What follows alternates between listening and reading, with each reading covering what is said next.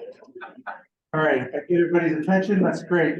All right, thank you everybody for coming. We have a couple of neat events to start off our meeting with before we get our meeting going. And one is retirement of a long employee member of the city.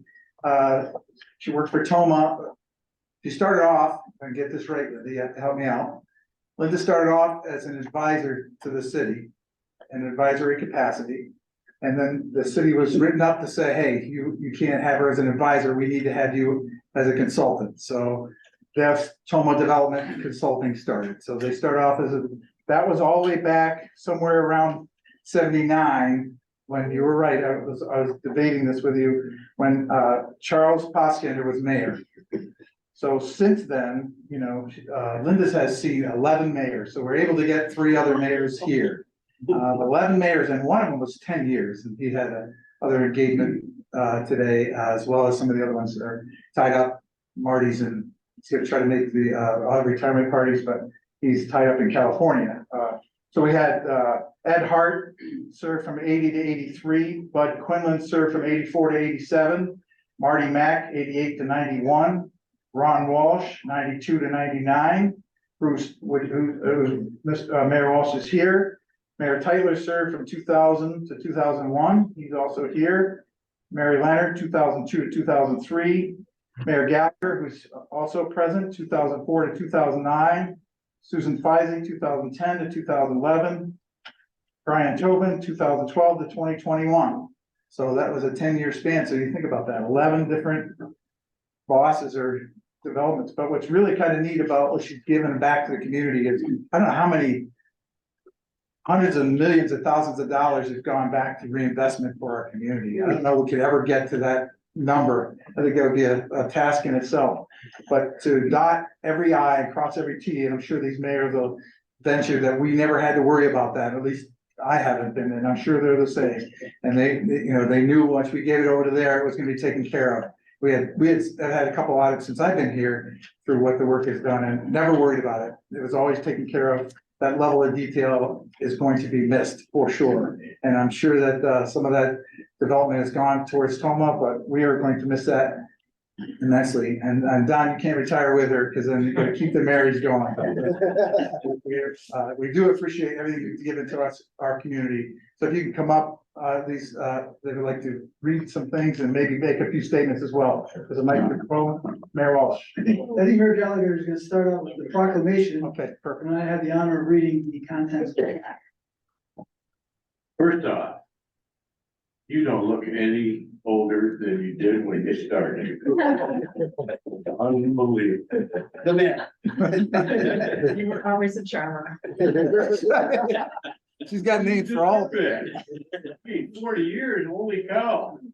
This is a City of Cortland proclamation declaring December 15th, 2023 as a day in gratitude and honor of Linda Armstrong. Here.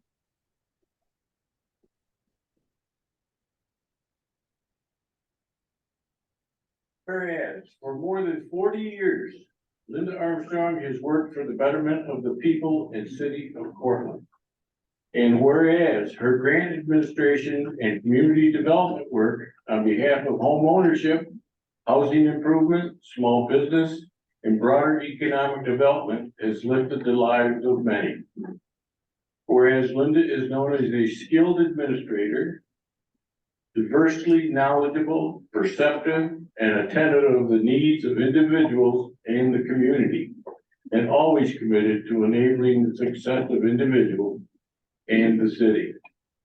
Whereas more so, Linda is known for her goodness and earnestness of character, respected by all who know her. Linda has fulfilled in her service to the community the Athenian oath. We will strive unceasingly to quicken the public sense of civic duty. Thus, in all these ways, we will transmit this city not only, not less, but greater and more beautiful than it was transmitted to us. Now therefore be it resolved that Scott Steve, the mayor of the city of Cortland and the common council, hereby proclaim December 15th, 2023 is a day in honor of Linda Armstrong and convey the city's gratitude on the occasion of her retirement. And of course, Scott Steve signed it.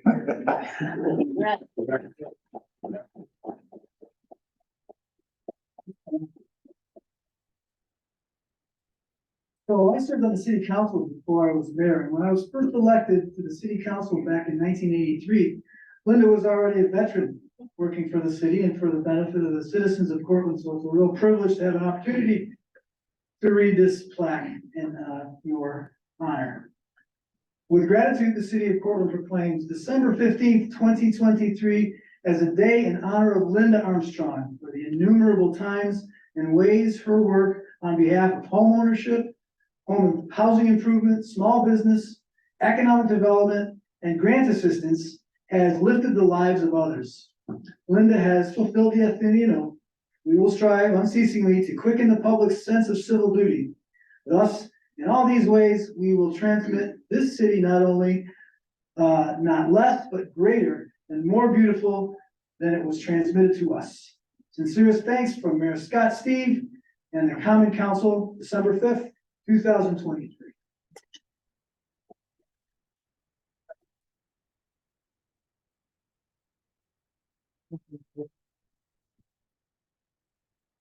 All right, take it as long as you want.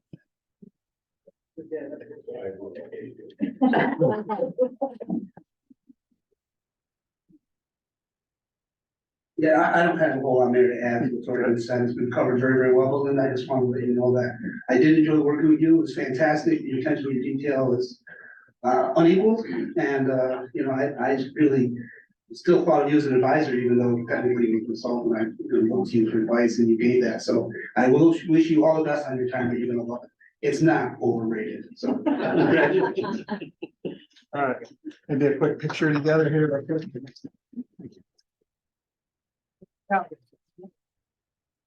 Okay, good. One quick picture. Picture. Yeah, we can. What would you like? Wherever you want, it's where you think the best. Linda in the middle, right? Right there? Yeah. Yep. But you should be right here. Scott, we could be right here. Okay. Ron right here. Next to one, and then if we could maybe, Tom and Bruce, you could come over here. Sorry, we're gonna move you over to kind of. Okay, right. We can move them. How's that? Good, nice. Smile, 1, 2, 3. Great, another one, ready, big smile, 1, 2, and 3. Great, thank you. Is this great? One more thing. voice. Oh, sorry. Yep. Sorry. He was going into Time Magazine for Lady of the Year. He's already been there, Don. All right, thank you, Linda. Thanks, Bruce, thanks for coming. Appreciate it. Thank you very much. Appreciate it. Congrats. Yeah, thanks. Linda, certainly wanna congratulate you on retirement. I know. Yes, yeah, I mean, half as long as you have, but it's a pleasure. Thank you. Stellar.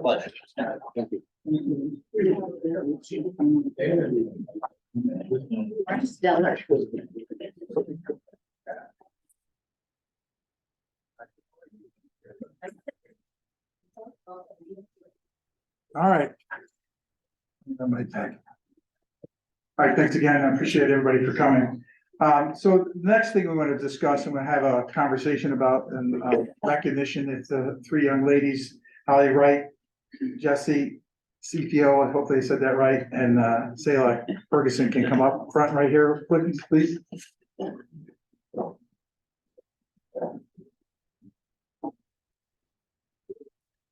I'm gonna tell a quick story and try not to get teared up. If you stand right there, that'd be great.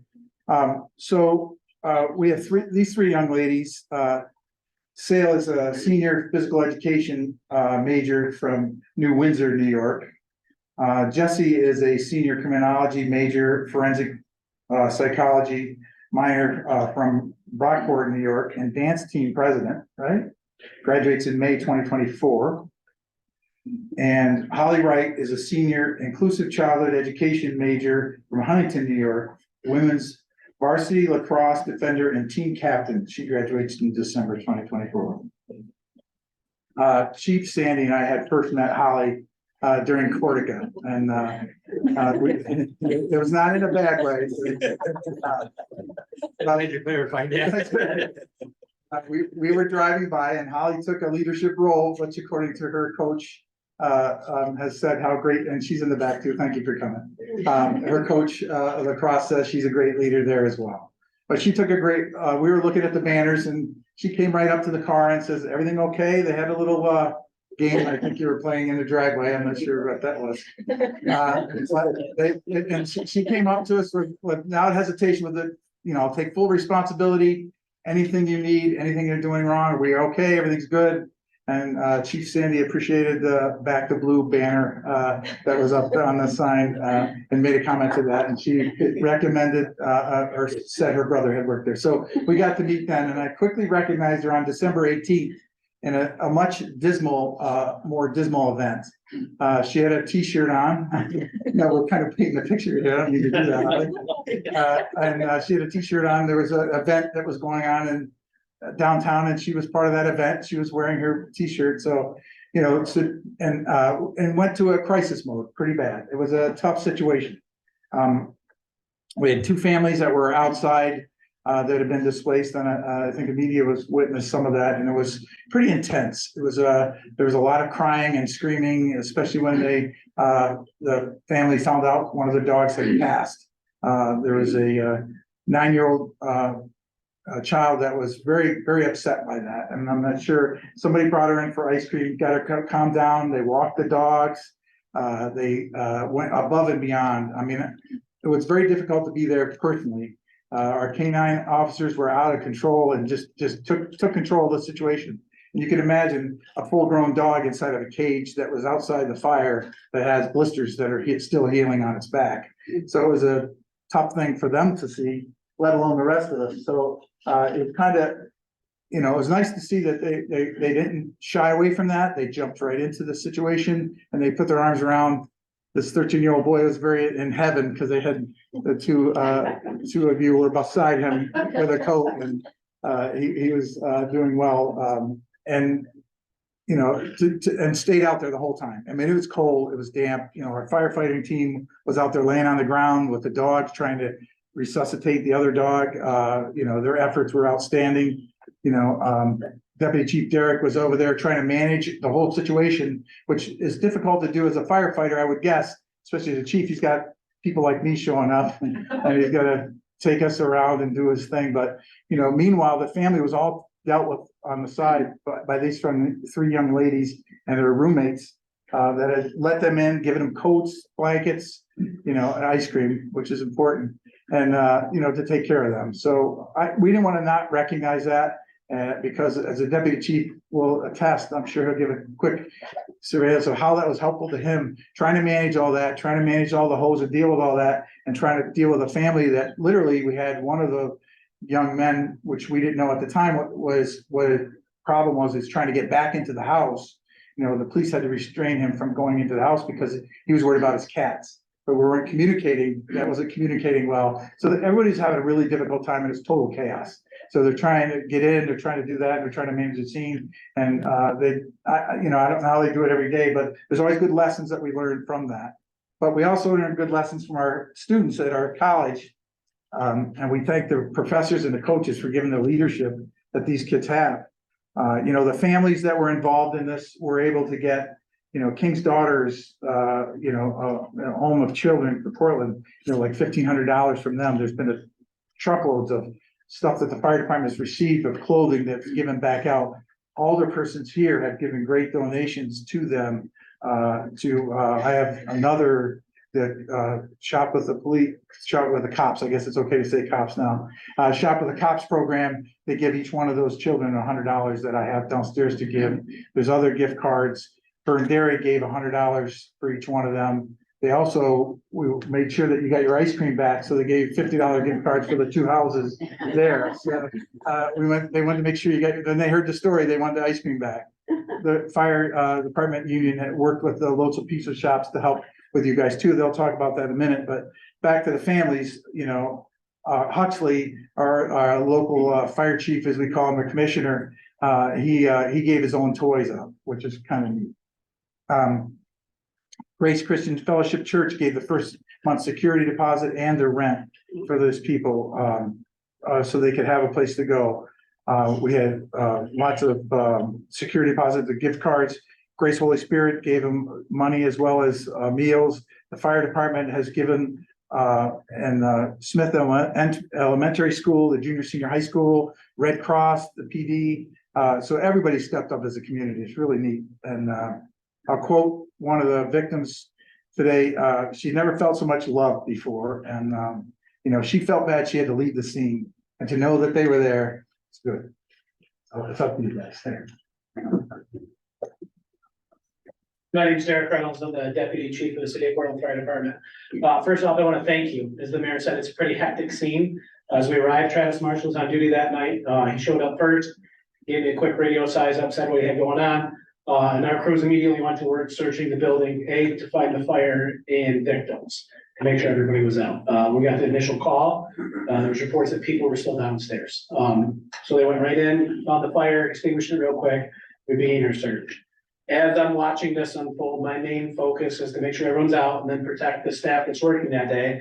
So I'm trying to keep track of heads going in the building, and then they're screaming behind me, and I look back and try to look at the families and address their needs. And then a politician shows up, the mayor, and says, "What can I do to help?" I was like, "Your car's up the hill." He was there, and he was, but to turn around and see the college students there come out of their house. We always talk about this town and gown relationship. So to see you come out and really show us what Portland State has to offer the community was amazing. I was truly thankful for that. You guys made a difference in my life that night, because I was able to turn around and see the family was taken care of. They're being comforted, they're being taken care of. So that's less that I have to worry about. So from the fire chief's perspective, thank you very much. Your efforts may seem minimal, but they were a huge advantage to me to focus on our teams that were working that night and to make sure they got home safely. So thank you very much from my end for you guys taking care of that.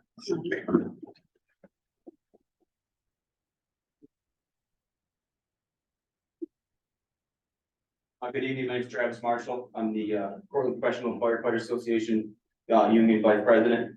Over here on my left is Jim Zelsmack. He's the union president, but he refuses to speak in public. I just have a letter to read, and I've got one for each of you. Students of Clayton Ave. Your actions on the night of November 18th are some of the most commendable we have seen in recent memory. You have shown the character and compassion that we look for in people we serve and protect.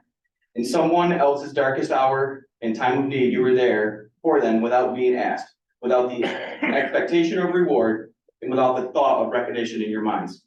You did it because it was simply the right thing to do and the neighborly thing to do. The quality of your character is more worthy of our recognition and respect. You are examples of what makes our student population so special to the city of Portland. We hope that others within our community can follow example that you set that night, and that going forward, you will continue to be role models within our community, as well as anywhere else this world may take you. Be proud of your actions, and remember, not all heroes wear capes, some wear backpacks. It is our hope that as a token of our gratitude and appreciation, that you will accept these donations that we have collected from local businesses. So, we have a couple envelopes here, one for each house. Some local eateries in town have provided some gift cards for final season. So pizza, really?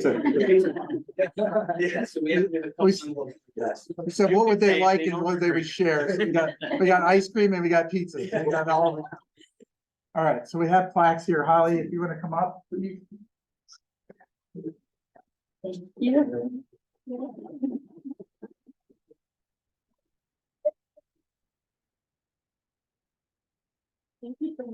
you. Oh, Jeffy. Thank you.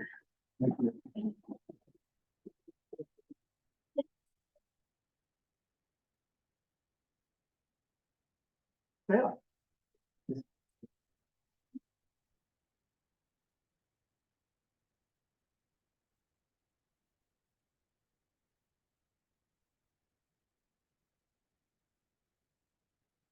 All these girls are gonna stay residents of the city now, right? So maybe get a quick picture real quick. Okay. Do that. And if somebody, oh, you got a camera, perfect. Where do you want to do the same thing? Yeah, same thing. Can we do it right here? Bring the flag. You on the side, three students in the middle, and then someone from the fire department, or everyone, yeah. Yeah. It's great. It's good. You Yeah. wanna be the front then? He doesn't want to speak or be seen. All Okay, I'll like, yeah, we'll do that. right. All right, ready, all, big smile, 1, 2, 3. Other one, ready, big smile, 1, 2, 3. Perfect. Thank you all. Now, whose father is a firefighter? Mine. 3, 2, 1. Talk to your local elected and you told me share that. Good luck when you go home. So there's still hope Thank for you, my Jen. criminal justice Appreciate it. major, we can get you in the right job. See me after, we got a test coming up. I think y'all.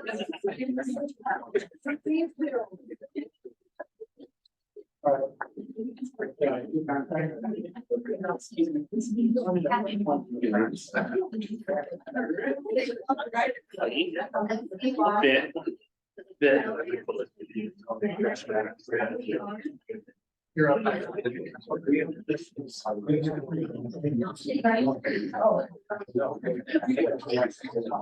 Which one of the young ladies?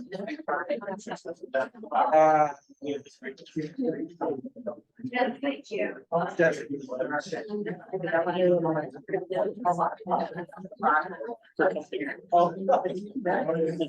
That's a good point.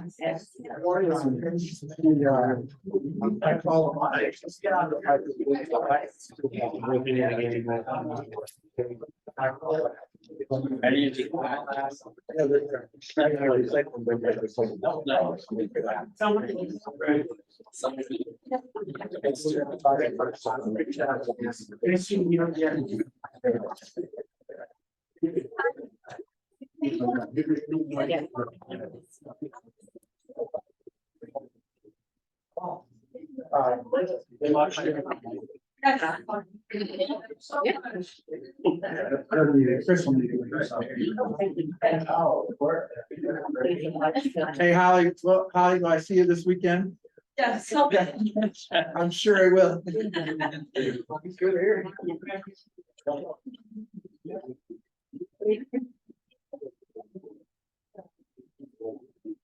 We're all set. Okay, now we have, county recycling coordinator, Chris Spadalini is gonna give us a little update on the regulations and get us educated a little more. Maybe we can be a little more aggressive with our recycling, so. Thank you very much. I thank the mayor and the council for allowing me to speak here tonight. The main reason for my visit is to let you guys know that the recycling center, there is a point of contact now where you guys can call if your constituents are calling or anything like that, and you need answers for recycling. It's a boring subject. I know that, and we'll try and be quick. We want you guys to know and the public to know that they do have an avenue for answers. They can call us. We have a Facebook page and we encourage everyone to check out. The Facebook is Portland County Recycling Center. There's a lot of good answers on there. Let me see. What's the phone number? It's 607-753-5191. And with December is the most challenging month for us for recycling. Due to all the holiday purchasing and packages and everything, we will see a tremendous amount of contamination. And we want to at least let everyone know that there is a source to find information by looking at that recycle, the Facebook page. And I just want to go over some of the basic things that we'll run into this month. A lot of the packaging, styrofoam packaging, plastic wrap, foam wrap, bubble wrap, that sort of thing. All that stuff is not recyclable. And one of the most common or the most confusing aspect of recycling is plastics. Plastics, we've tried to simplify it as much as we can. Everybody's familiar with that chasing arrow symbol that you see on all your plastic items. The only things that should be recycled, anything that's brought to our facility, are only items that contain these two symbols, number 1 or number 2. You will see many plastic items that have this symbol with the number 3, 4, 5, 6, and 7. Those items are not recyclable. And it's kind of confusing. That was originally done back when China used to buy everything we had, and they made us put these numbers on everything to tell them what types of plastics they were and how they were to be processed. Well, then we lost that deal with China. They don't buy our stuff anymore, so we have to recycle everything in this country. And we can only economically recycle ones and twos. The rest of the stuff, you can make new products out of new raw materials cheaper than trying to recycle them. So this is the biggest thing. One or two, or throw it out. That's what you tell your constituents if they should call. And we just want everybody to know that. And also you'll see when it comes to Christmas, besides the styrofoam, plastic and foam packaging, you're gonna have gift bags, wrapping paper, any of that stuff that is highly glossy. It is not recyclable. If it has foil or any kind of embellishments on it, like gift cards, bags, all that stuff, none of that is recyclable. It has to be a dull finished paper. And we will take all of that. Let's see, bubble wrap, and I mentioned that, that's another thing we see a huge amount of. Just, there's no market for it. Let's see, tissue paper that you see inside the gift bags, that's all recyclable, we don't mind that. But that is the most, the main thing I want to talk about was the plastics. 1 and 2, or you throw them out, that's all there is to it. Let's see. Oh, if any of you council members should ever have board meetings, I am available to come and speak at these board meetings. We also do tours of the facility. The public is welcome to come over, one person or entire groups. You can come over to see what we do at the recycling center. One of the most common comments that I get there is, I don't know why we're doing this, it all goes to the landfill anyway. And that is just not true. We bale in 1,000-pound bales, we bale cardboard, tin, and plastic, and we put it out to market. And there are processors that bid on this and buy it from us. Anything that we don't process, we send to a processor down in Appalachian, New York, who sorts it further than we're able to because of staffing. And they put it out to market. So it does not go to the landfill. You are actually recycling products. Let's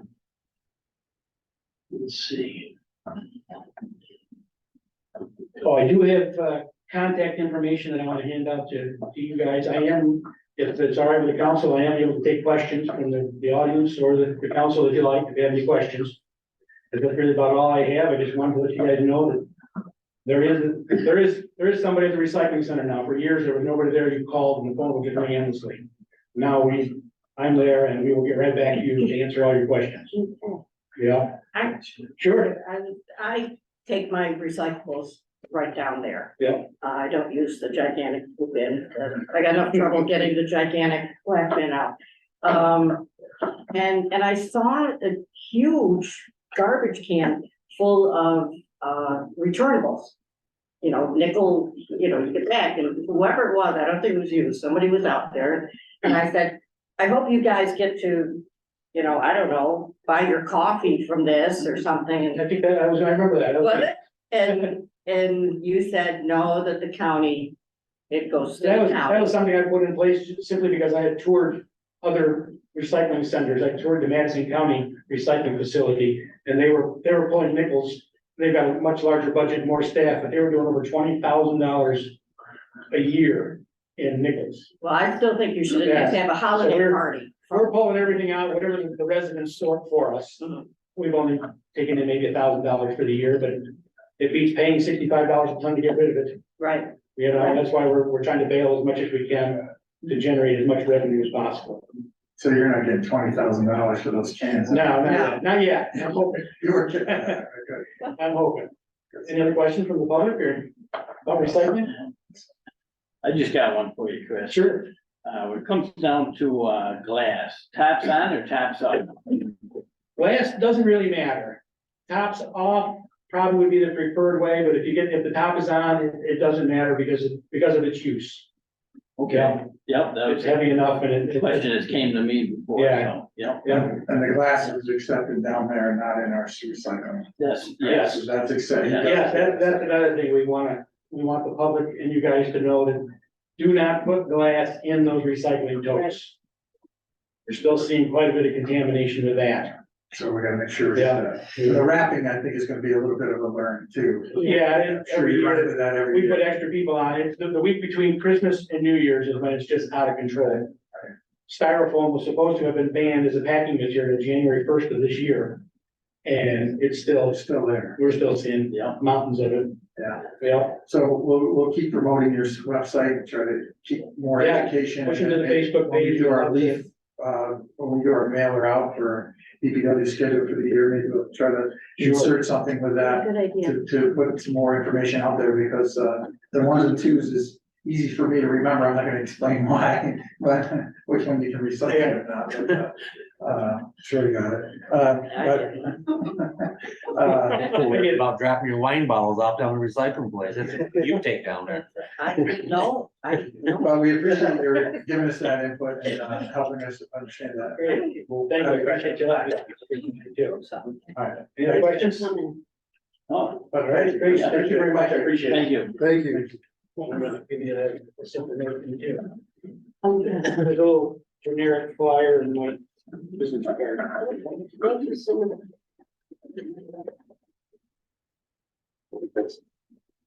Thank you. Thanks.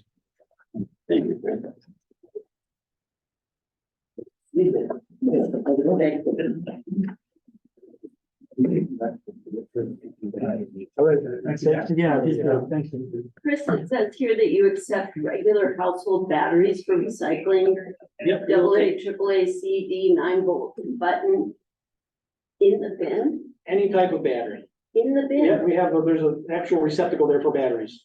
Regular household batteries go in the bin, anything is rechargeable, you set on top of the bin. Okay. That's theirs. Not their bin. You gotta make sure that's clear. Yeah, oh, yes. Right, Yes, The bin that we have in our That was my facility. question. don't say that, don't say that to us. You do not. At the recycling center, Do you not ask take it them to the that. recycling bin. Take that down to the Right. recycling. At the recycling center. Thank you. Yes, and some other things I forgot too is the fact that we take fluorescent light bulbs, paints and stains, automotive tires, as well as batteries, but all that stuff has to be brought to our facility, Very just like the electronics. Yeah, which is great to know. A lot of people have trouble with the paint. Yeah. You see it outside, so. Yeah, we'll take it all. Yep, it's great. All right, Thanks for Great. thanks for doing it. We really, it's great to have somebody there. thank you, I appreciate it. Appreciate that. Thank Thank you very much. Thank you. You too. All right, public hearings. Public hearing number one, proposed local law number 14 of 2023 relating to override of cap on tax levy.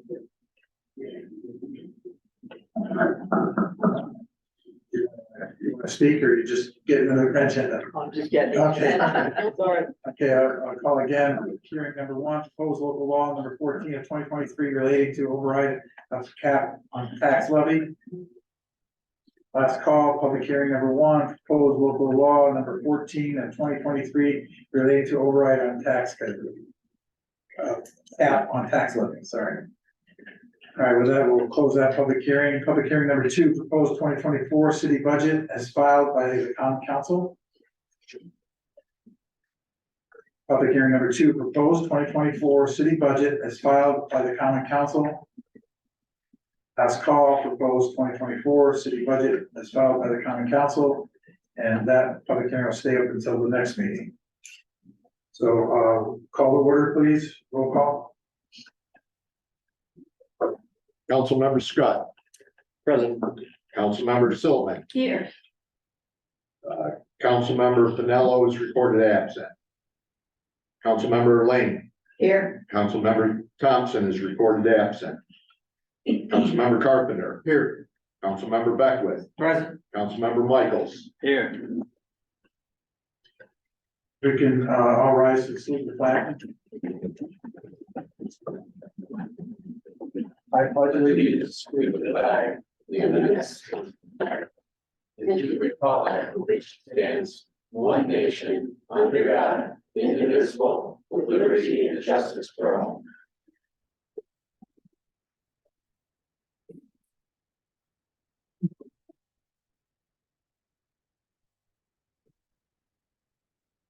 Do we have anybody signed up for privilege of the floor?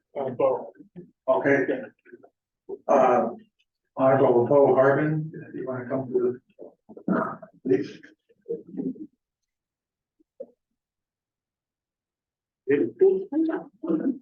right, good evening all. Appreciate you letting me take a few minutes. For those who don't know me, my name is Bo Harbin. I live at 25 West Court Street and I am the legislative representative on the legislature for LD2. And I just wanted to give you all, members of the Common Council, Mr. Mayor, an update from the county. A couple of key things that we've been working on that you've seen around the city. Construction project updates. First of all, the courthouse steps work is nearing completion. Thought we were gonna have it in October, but then there were inevitable delays. The lighting and railing is in place and we're expecting to be done with the steps finally about mid to late January. And we'll be having an official unveiling and dedication at that point for the steps. The 911 center here on 22 West Court Street is nearing completion, at least on the outside. The fence is finally in place. The gates went up today, which is great. We've got new lighting on the side of the building. That area is much more secure and not quite the dark hole that it has been for many, many years. We're focused now on the interior work. We don't yet have a timeline as to when the move will happen, but things are well underway as we move inside here for winter. The move of the city court here from the city hall over to the county courthouse. We've completed the planning phase with the court system. It seems everybody's now in agreement as to how we're gonna restructure space in the courthouse. We expect to get things moving in early 2024 and be moved in sometime by the late 2024. And then the fourth construction update to bring you up to speed on is the Fort Watson Street Mental Health Building, the Brewer Tishman building that we've acquired for mental health.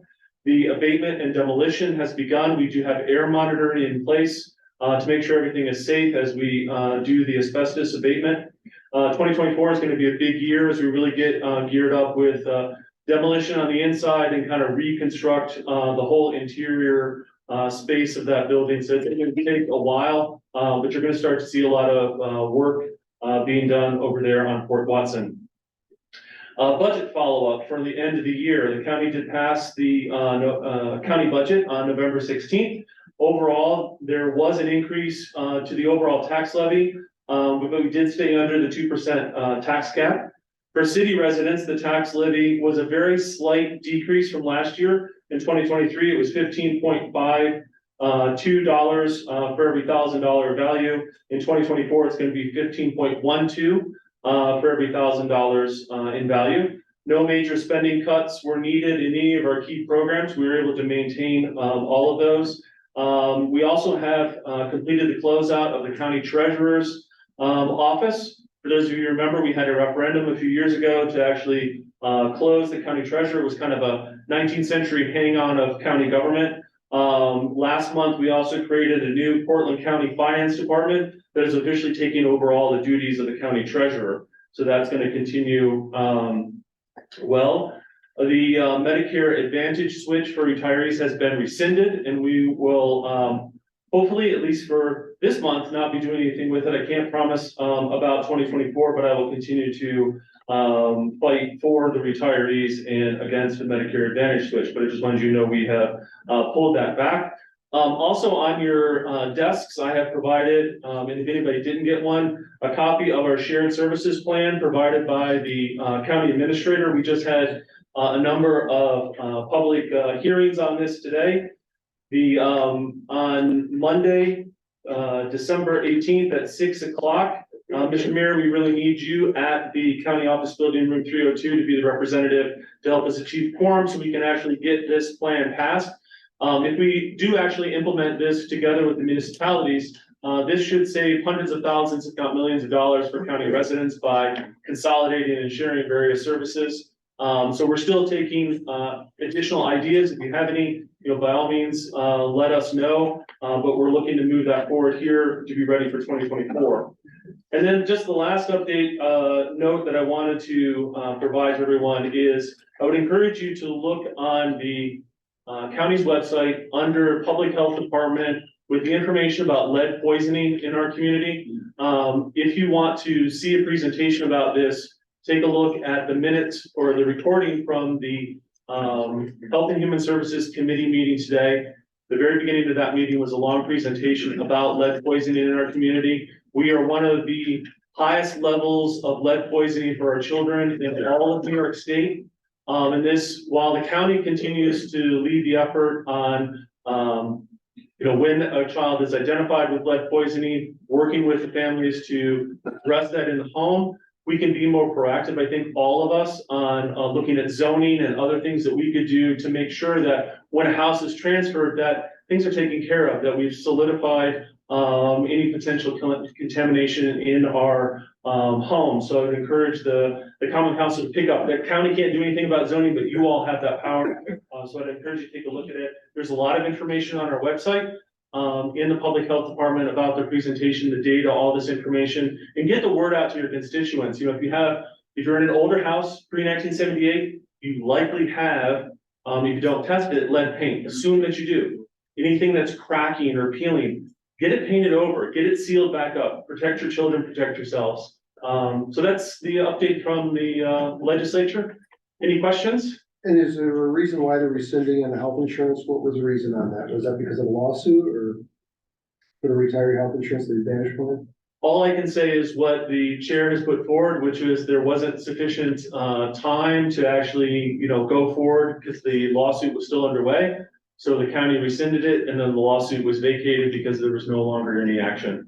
Now I hope that we don't move forward on this. I've been fighting against this switch for months since it first came up, but we'll have to see what the county administrator and the new chair of the legislature decide to do in 2024. Thank you for putting up the fight. Happy to. Anything else?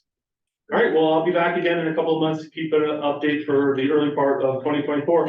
And you all have my cards. If there's anything, you have any questions, anything you want to know about, anything we could help with, concerns at the county level, by all means, feel free to give me a call, shoot me an email. I'm happy to help. I do have something, Okay. but I can call you about it. All right. It's the parking lot over by, the hardware store and Coffee Mania. It's a mess. It's full of deep craters. They have to do something about that parking lot. Over by Burger King, that Oh, right, complex. right. Okay. So whatever you guys can do to lean on them, Well, shoot me an email or give me a call and we'll see. It's private property, but we'll see if there's anything that we can do to push that forward. County. And we can also we can also help get you connected with Portlandville.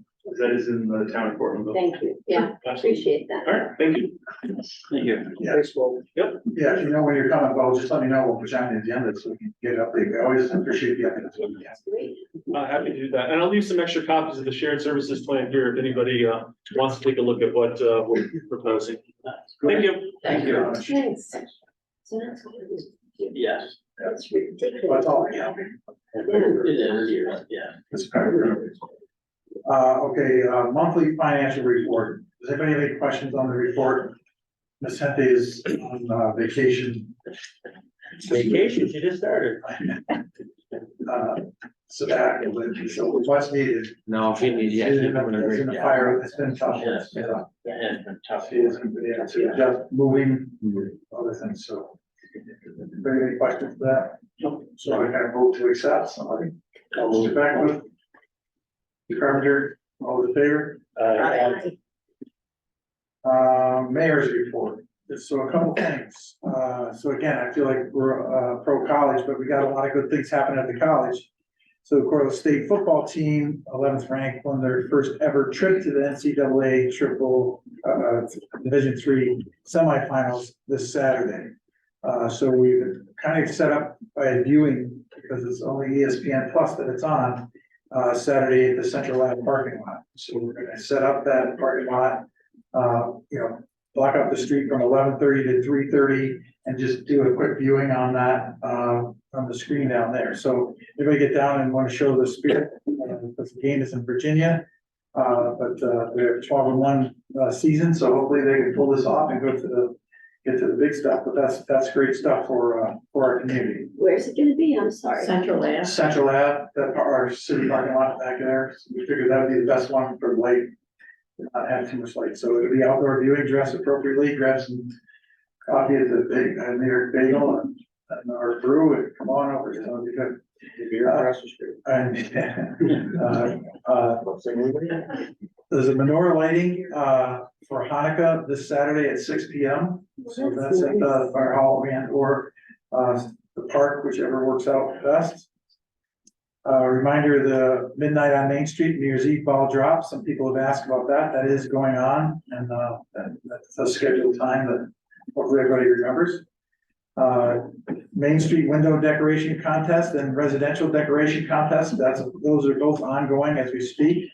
So, I encourage the Main Street businesses to get out and do it, and then also the residential people to apply. That's all can be done on the website. Mayor, Yes, will our banners go up across the street? We have 2 lit banners. Mr. Dovey, I don't know where that was at. I know that one banner line was broke. Were they going to put them up? The skyscape, Yeah. the lights, yeah. Yeah. So that, they are going up, so let's see, another good news that I just got off the phone with, 15 minutes before the meeting was, local, a big film company is looking to do a movie here. So, that'll be something we're looking at doing some next year, so we have some details to do, and, it's a pretty good name title that people know of, so it'd be fun to try to get that and market that, so. There'll be more to that to come. Bad news, our brand new street sweeper, which we have not paid for yet, was an incident this morning. Was hit by a tractor trailer, this morning on Church Street. Nobody was hurt, that's the most important part, and the tractor trailer driver who had no CDL, license, clipped our truck with his trailer, and, the police department is on the top of it, but, our DPW was chasing them down the street, and the guy just kept In the going cleaner? in the cleaner. He wouldn't stop. How fast do they go? That's pretty funny, but unfortunately, everybody was doing well, and, it's nothing that can't be repaired, but it seems like every time we went to TRU van at the dealership, that got wrecked, right, and then, Deputy Chief Reynolds likes to wreck new Tahoes, and or get hit. None of them are our fault, so that's the good news. So those are the bad news items, I guess, but everything else is. So that's all I have. So board reports, Mr. Scott. So first of all, I hope everybody had a great Thanksgiving. I wanted to follow up on the meeting that Mr. Carpenter, Ms. Lane, the mayor, myself, and some concerned citizens were at. We followed up with the methadone clinic. Actually, it was a very, very good meeting. We believe that if they move forward as stated, that there's going to be some really good safety precautions coming forward. The area is very concerned. It's both part of Ward 1 as well as Mr. Carpenter's Ward and Ward 6. We're there to make sure that if pressure needs to be applied, that it can be in the right way, professionally, and that safety is of the utmost since it's going to be buried in a residential community. But the meeting went well, and the response, if not lip service, was wonderful. So we're hoping that it all comes out the right way. I want to bring out something really good. I got 2 different calls about something I asked Code to look into before Thanksgiving, and I got these calls on the same day last week. Citizens called and wanted to congratulate Code for how quickly they had gotten 2 particular properties to make advances in, well, the unsightly disarray of their yards. And through campaign season this year, I became very familiar with one property as I walked around with the owner of the property who wanted to talk to me. And I just want to say that, Code sometimes is under-recognized for getting out there, being active and taking care of things. We got 2 calls for these guys, getting out there, getting this stuff done, making sure the neighborhoods look good and that people are doing what they need to do with their yards. And so it's not an unsightly mess because, our city is a good looking city and we want to keep it that way. So I wanted to thank Code quite a bit. In Ward 1, it's been a while, I apologize. We've got just a couple real quick. We did have some some homeless people trying to, make a little home under a bridge. And I wanted to thank the city police for getting there, encouraging them to move along and not to camp out or light a fire or decide that this is where they should stay. And they did that very, very quickly. And then they came back to follow up to make sure that it was done, which was wonderful. In closing, I want to wish everybody the very, very best of holidays. And that's it for Ward 1. All right, thank you. Ms. Sullivan? Ward 2 is very quiet. I'm disappointed to hear about the street cleaner because we do have some leaves that have been mashed to a pulp. On Pleasant Street at the end by Clayton Ave. One of the landlords put his leaves in the street and they didn't get picked up in time and people parked there and so they're just kind of mashed flat. But other than that, it's been quiet and I was long-winded last meeting, so I'll keep it short. Thanks. Thank you. Ms. Meyer. Oh. What did he say? I'm gonna hurt you. I'm gonna throw something at them. Okay, Ward 4 has been relatively quiet. I did receive an email from Eugene Palmer, who lives on York Street. And Mr. Palmer and I, and we often speak. And he said, this is what he said: kudos to our DPW this year in cleaning up tree leaves, branches, and debris at the curb. There were several pickups this year, unlike past years. We have Norway maples in the neighbor's yard, which drop leaves late in the year on our property. It has been our experience in the last drop of leaves raked to the curb, sit in piles throughout the winter months, waiting for spring cleanup. Not this year. DPW cleanup is much appreciated. Please let them know. Yay. Gene Palmer, 10 York Street. So, thank you, DPW. And that's it.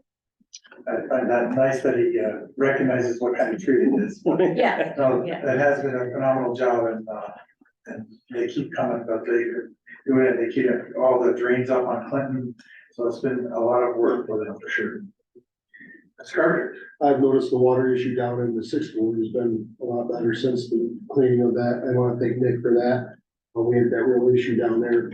All quiet in the 6th ward. I do want to talk about the cars a little bit. I really believe that they're sincere down there. That they really want to make it right for these people out there. And talk about the fencing and all that. And as long as the money can come through, they're going to take care of it.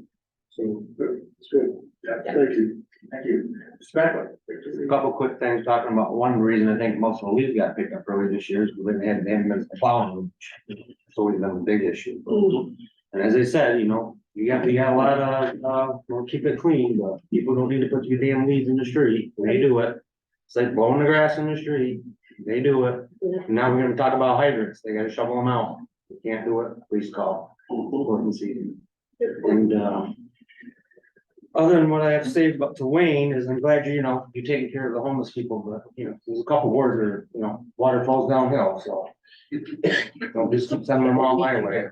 I have no idea where they scattered to, but I wasn't letting them light a fire under that bridge. See if dropping them off, where they came from.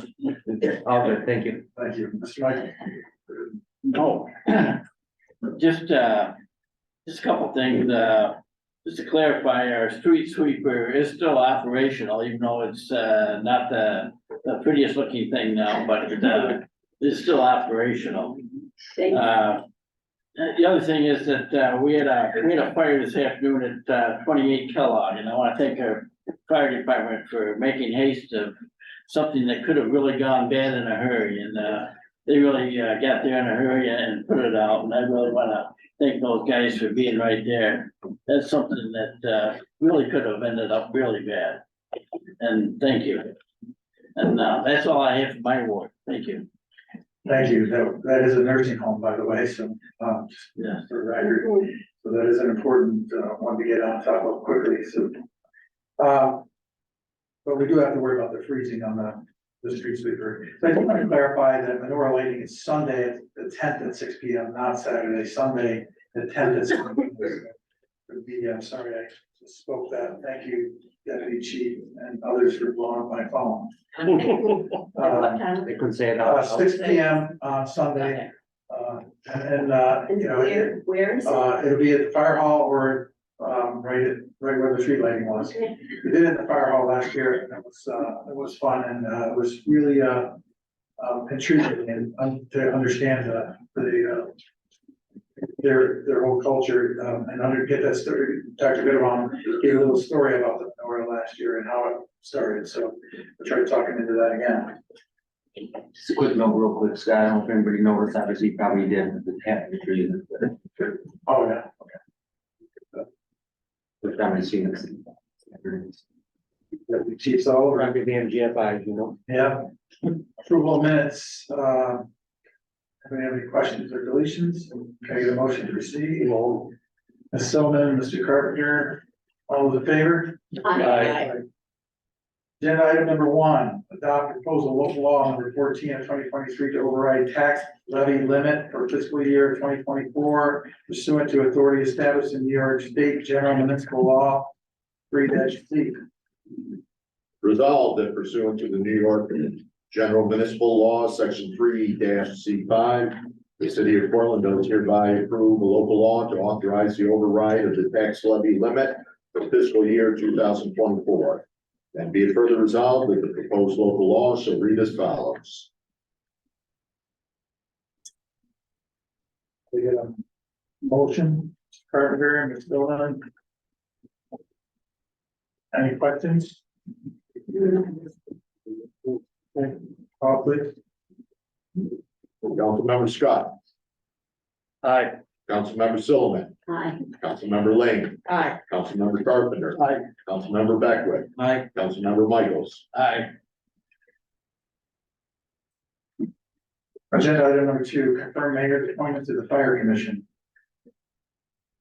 Resolved that the common council does hereby approve Mayor Steve's appointment of Amy Buggs as a member of the Fire Commission for a term ending December 31st, 2026.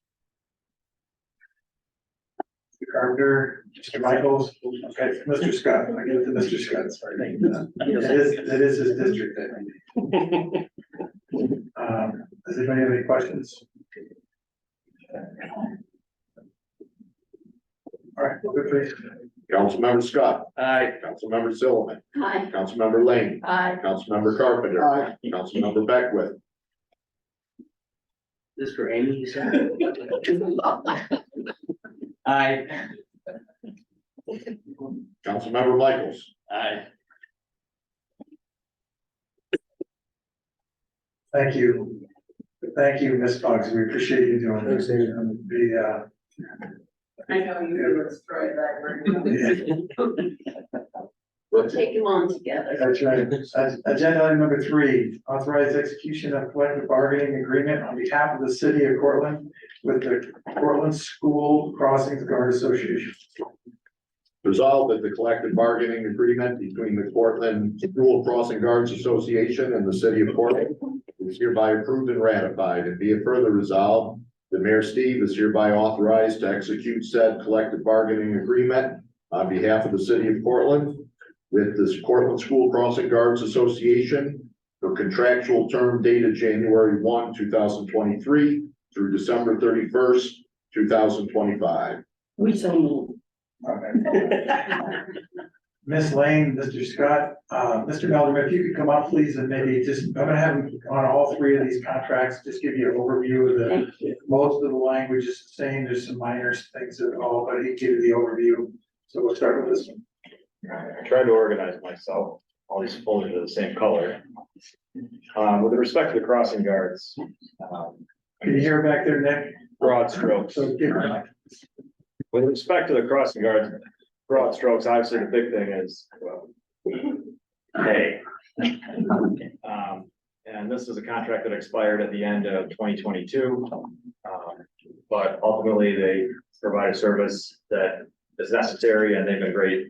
But so pay went up one thing that, just as a theme that I'm gonna talk about in each of these contracts is consolidation of finance, making it more efficient, simpler. One of the big things is stipends. And with respect to the crossing guards, this is a little different of a contract than the ones we're gonna see moving forward, but they get a clothing stipend, right? And so do the substitute guards, which is a different amount, but ultimately they agreed to roll that stipend in to their pay. And not for this year because a lot of them have already gotten it, but that's something that we're gonna do, and then they get the raises from there. And that includes substitute guards, so they were getting a lump sum amount, whether you worked 1 day or 80 days as a substitute. I can't remember the exact number, but now it'll all be factored in, they get a per diem rate instead of getting that lump sum check, so that's gonna be cost saving there. Based upon, how much they work.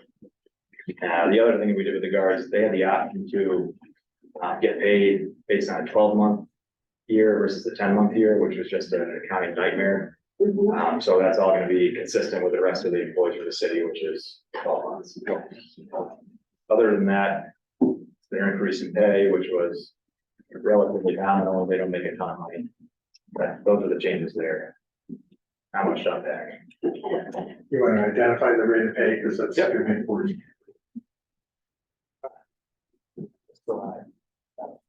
I'll speak up. So for the contractual year 2023, be retroactive first of the year, the stipend's not included. And it's a 4% raise, not including the stipend, and they had nominal raises for the past few years that 75, 27, 24 per guard annually. If they offer health insurance, they have to pay the full boat. So this is something that, I think is feasible. And then moving forward for 2024, lumping in the $495 clothing stipend that's on an annual basis that everybody gets, which will now be taxable, which it should have been for years past. It'll be $83, $63, $72 annually. Now those are for permanent guards. Those who do the, morning and afternoon shift 5 days a week during the school year. If you're a substitute and you factor that, do the math, they get an hourly rate for how many hours they work. Or the per diem rate, I can't remember exactly how it flushes out. 2025, again, 86, 98, 27. That's what we're looking at. Got 11 guards, I believe, permanently, slew of substitutes. But again, if you were a substitute before, you were getting 300, I want to say $90 for a uniform stipend, regardless of the amount of time that you worked, which is, but now they'll just get that. Per diem basis factor in their pay, taxable. Other than that, nothing really changed. This is a pretty straightforward contract. They get sick days, they get personal leave. Health insurance, they have the option, but they gotta pay the full premium. Pretty much it for that one. Yeah. Anything else there that you can? No, that's all I can think of. It's pretty, not a lot of change there. Anybody have any questions on that? So was that, we'll move it, please. Councilmember Scott. Aye. Councilmember Silliman. Aye. Councilmember Lane. Aye. Councilmember Carpenter. Aye. Councilmember Beckwith. Aye. Councilmember Michaels. Aye. Agenda item number 4, authorize execution of collective bargaining agreement on behalf of the city of Cortland with the Cortland Professional Firefighters Association. So this one's a little more I involved. gotta get a motion first. Resolved that the collective bargaining agreement between the Cortland Professional Firefighters Association and the city of Cortland is hereby approved and ratified. And be it further resolved that Mayor Steve is hereby authorized to execute said collective bargaining agreement on behalf of the city of Cortland with the Cortland Professional Firefighters for a contractual term of January 1, 2024 through December 31st, 2025. Mr. Scott, Mr. Carpenter. So as Mr. Jewett said, this is a 2-year contract that we're contemplating. As the council knows, we're in an austerity budget. We're trying to get our finances back on track. We're taking big steps to that effect. And what this does is kind of allow us to continue that down that track. We don't want to sign a 5-year contract if there are things that we can't necessarily follow through with in 2029. But what this does is something that we can contemplate and allows us to regroup in 2 years and go from there. But the big things here, again, were financial consolidation, financial efficiency, and department efficiency. There's a lot of stipends in this particular contract. All of those go away. They get rolled into their pay. It's $1,000. There were several. I don't have the list in front of me, but there was a stipend for if you're an EMT, you have to be an EMT to be a firefighter. There are a few other things. But isn't it now you get one time?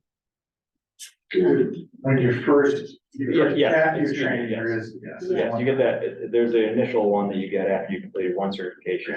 But all those reoccurring stipends that they're getting on an annual basis, Thank those you. go away, those roll. Thank you for the clarification. Obviously pay, we can circle back to that. But the big ticket items, I think are important for your consideration, just to walk through it, is that like other units, bargaining units, the fire department has the ability to accumulate compensatory downtime. And there was no limit to that. Right. Now, what they'll do is cap that comp time at 240 hours. They can't accumulate more than that unless they've already earned it. Obviously, there are people who be grandfathered in if they got more than 240 as a current employee, they're not going to lose those hours. But really what that does is kind of control off, shift coverage and reduces overtime. And allows, I think, the management side of the fire department to kind of forecast who's gonna be off and not the unknown. People can take, long extended time off, but, ultimately, that's a lot of time. They can bank it, they can use it, consistent with the rest of the terms of the contract. And again, if they're gonna use it, whether they have those in excess of 240 hours or they have, they're working up towards that. Any comp time like vacation or otherwise would be upon prior approval, so you're not scrambling to cover shifts, and I think that's helpful for the management side of the fire department, as well as some of the other guys who are, filling those shift covers. Great left overtime, like I said. The other big thing was fire department's a little unique. They work 24-hour shifts, and I probably will misspeak on how this works out, but sick time, vacation time, things like that will now be accumulated hourly, and they have to utilize 12-hour blocks to take that off. So it's not just like if there were different days, and they'll probably help me with this, but if there was a 10-hour day and a 14-hour day, depending on what shift you're working in that 24 hours. So now it'll all be accumulated and utilized in those 12-hour blocks, which is helpful again.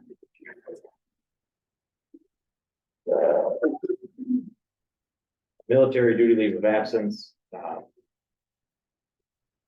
Handful of fire department members are in the National Guard, and sometimes I think there's one guy getting deployed or they have to go to training on a regular basis. We just cleaned up that language a lot. And again, a lot of what we did with these contracts this year is clarity. There's a lot of misinterpretation or misunderstanding on both sides as to what this benefit is. And it's funny because when you're sitting at the table and well, tell me what this means, and they explain that makes complete sense. Why don't we write it that way? And that's exactly what we did throughout all of these contracts, just a practical approach.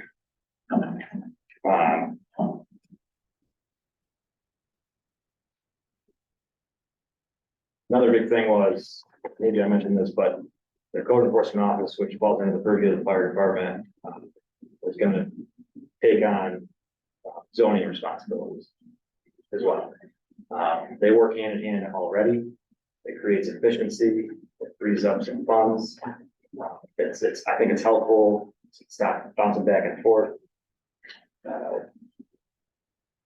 Ultimately, it frees up that zoning department's funds to utilize otherwise or not utilize, but all those things come together under the fire chiefs and the fire department's responsibility. And again, it creates an opportunity for those younger guys who have to cycle through the code enforcement office to get that experience and that knowledge. And they were on board with that as well. Hey, I think that's a big one. Maybe I missed a couple of things here, but again, this is a 2-year contract. We're not gonna write checks that we can't get, so to speak. We want to consolidate. So first thing we did, and the big theme was attracting and keeping young members, right? That we don't want these guys to come in, we've spent all the money training them, and then they leave for a higher paying job. We want them to stay here. We want them to become a part of the community. And that was one of the goals with this. And so at first we shifted all the pay scales down, but so there's only 8, you top out sooner. For those guys, there's not an additional step at year 8, but for the first year, on top of their 2023 rates, it'll be a $3,500 flat fee, which amounts to about $1.60 an hour increase if you break it down in an hourly rate. And then for the following year, it's a 2.1% raise on top of that for the steps are entry level through year 8. There's a bigger jump, and this was already built into the last contract, I think at year 2, but it's just shifted down to keep that talent here. That's what we want. But I think otherwise, I think that those are the big themes. I can't think of anything else, but. I like that. I mean, there's shifting all the pay grades down one, which we did with the PD too, if you remember. And then, so we can retain and recruit that talent, especially at that younger group. A lot of people wouldn't want to leave to do that without knowing, so. I think it's very effective, I think it's very fair, and, I think everybody feels good about that. We can regroup in 2 years, just like we're gonna do with the next contract I'll talk about. We'll get ourselves to a good point financially, so we can weigh in and make the right decision for the people who work for us at that point. Great, good. Good question? Any questions? No, I've looked at these contracts and really impressed with the work that's gone into them to really clarify a lot of the sections that were kind of vague before. But that's huge, and it was a team effort. Boy, yes, I can tell that the way this flows now, the way these contracts flow together. I mean, that mission was led by the mayor, but ultimately, when I went to law school, nobody understands sometimes what lawyers say. There's a huge movement to just say it how it plays out. I think that was a big goal here. That doesn't make any sense. Explain to me what you think it is. And if it made sense after the fact, then it wasn't egregious one way or the other, write it that way. So there's no question what your benefits are moving forward. Or what someone's entitled to, or what the city has the authority to do. Instead of that gray area where we have to go down the grievance path to see what, those rights are. Not to say there's still not a mess, we didn't ratify the CSCA, and I was reviewing something. Yeah, I today. call it something too. It's just, it's But again, but it's better. the 2 years will allow us to regroup on those things too, Yeah, I could tell a lot of work had gone in, a lot of hard work had gone in. And I really appreciate the mayor's efforts, Lisa's efforts, all the unions, the fire department, they put in a lot of effort as well. To make this, a working agreement that everyone can live with. So, long process. Thank you. Anybody else have any questions? Mr. Jewett? Councilmember Scott. Aye. Councilmember Silliman. Aye. Councilmember Lane. Aye. Councilmember Carpenter. Aye. Councilmember Beckwith. Aye. Councilmember Michaels. Aye. Thank you, Jim, thank you for work, it's been a pleasure working with you guys, and, most of the time. We've got a lot of holidays, but I appreciate it. It's just very much. That's right, but thank you guys for sticking it out. Agenda item number 5, authorize execution of collective bargaining agreement on behalf of the city of Cortland for the Cortland Civil Service Employees Association, local 1000, CME, AML, CIO, all known as CSEA. Speaking of wordy. Can I get a motion? Or, so he's gonna read the word. Resolved that the collective bargaining agreement between the Cortland Civil Service Employees Association and the city of Cortland is hereby approved and ratified. And be it further resolved, the Mayor Steve is hereby authorized to execute said collective bargaining agreement on behalf of the city of Cortland with the Cortland CSEA for a contractual term of January 1st, 2024 through December 31st, 2025. Ms. Lane? Mr. Carpenter? So again, 2-year contracts, the idea being, let's not get carried away with ourselves and, write something that we don't necessarily know that we're gonna be able to contemplate. Let's, attack things day by day or by month to get the city back where it should be. I think this is a good effort to do that again. Big things here, just like the fight with the fire, consolidation of finances, clarity as to the language. These folks, just like the fire department, just like the guards, were great, and working with us. I know sometimes a little headbutting, but ultimately, I think we came to a reasonable agreement that's fair on both sides, clarifies a lot of things. So again, big, like I said, themes, nuts and bolts here, stipends. Not as many involved in this particular agreement, but this, the CSDA does cover 3 different departments, or employees within 3 different departments, being DPW, water, and a handful of youth bureau employees. So to coordinate all that was a little interesting, but we wanted to make sure that everyone got a fair shake. So one of the things that was big here was out of title work. A lot of things that, they're civil service employees, they have a job description. They were getting a stipend for that. And that has been rolled into their hourly wage increase. Earmarked 25 cents of the increase for 2024 and 2025. Is designated as, their compensation for that out of title work. So not in addition to. The big one here was vacation language. It was just muddy and no one was abusing it, but there was discrepancies in how this was applied, when they would accrue by 1 week, 2 weeks. We spent a lot of time cleaning that up, so there's no question what the benefits are. When they can use them, when they're awarded those, things like that.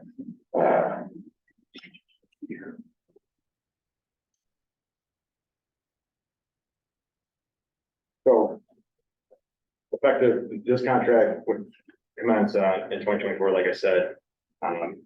They got a 40-cent raise every year in the last round of contract. And again, to stay competitive and keep people here, and they do a lot of work across the city, and it's visible work, things that people notice and they complain about, but they work hard. It's a different gig than I think everything else here. They have to spread themselves thin. We're trying to get more people and keep them here, train them in these things that they have to be trained in to operate big machinery and things like that. Sometimes you don't have those people, and we don't want to have to outsource or do anything like that. So 2024, on top of it's hourly, it's an hourly schedule for this unit. It would be a $2.50 raise an hour on top of what they're getting now, which is consistent with municipalities of this size. Throughout the state, we did a lot of comparisons. And again, within that is the stipends that we're talking about rolled in, so it's not an addition to which. And then in 2025 would be $2 an hour. The issue we found here was for a few years when everything went up in the construction world during and after COVID, there was an increase of 40 cents an hour raise for this department. So there was some catching up to do. Right. That had to be done to get addressed to do that 40 cents an hour raise. We lost 5 people this year alone. And maybe it was some last year, but we've had a lot of turnover and would have been a lot more. Regardless, this is an department we need, and this is a fair wage, I think. And again, we can regroup in 2 years and adjust from there, whether it's pay wise or otherwise, just to make sure that both sides of the table, so to speak, Everyone knows where they stand. A lot of clarification in this one. This was a pretty straightforward contract, but there were some provisions that were dated. Those laws don't exist anymore. We got rid of all that stuff, and unit was easy to work with. I appreciate their efforts as well. Yeah, and they really stepped up this year, I think, with all, Yeah. the last couple of years, I think they really stepped up, after they hadn't before, but they They really did a great stepped job up. making that Main Street. As you mentioned at our last meeting, just they cranked that out.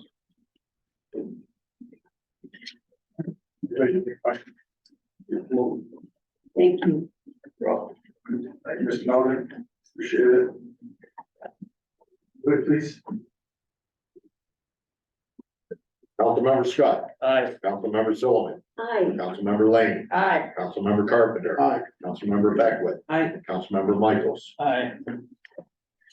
Okay, before adjournment, just remember that we have a meeting on the 19th, and then afterwards, you know, ready to work, if you want to bring somebody with you, we'll have the mayor's party next door, and we'll, get ready for the holidays after that.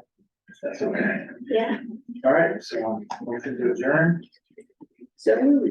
Sullivan, Ms. Lane, second. All those in favor? Aye.